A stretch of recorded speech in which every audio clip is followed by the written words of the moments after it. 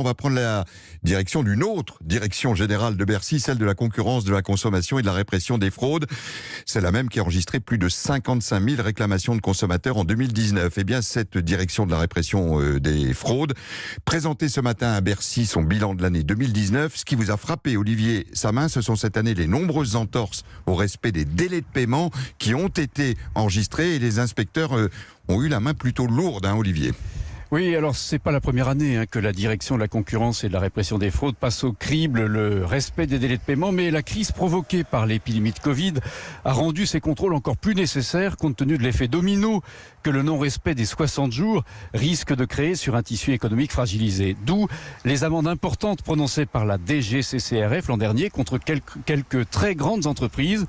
Comme l'explique Virginie Beaumenier, la directrice de la DGCCRF, il fallait frapper fort, notamment contre les entreprises récidivistes. Cette année, on a mis plus de 5 amendes qui ont fait plus d'1 million d'euros. Donc il s'agit souvent de grandes entreprises qui ont des retards de paiement vis-à-vis de leurs fournisseurs.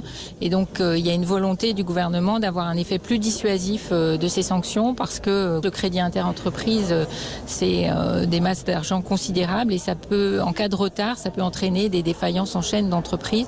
Donc il faut être particulièrement vigilant sur ce sujet. Donc on a eu SFR en particulier qui a eu la plus grosse amende puisqu'elle était en récidive, on va dire, de retard de paiement. C'était 3,7 millions, sachant que le maximum est de 4 millions, donc on a tangenté le maximum, 4 millions en cas de réitération.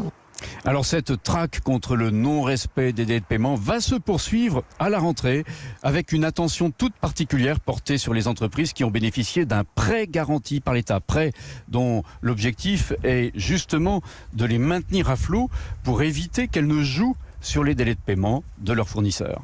Merci beaucoup Olivier Samin en direct de Bercy, le ministère de l'économie.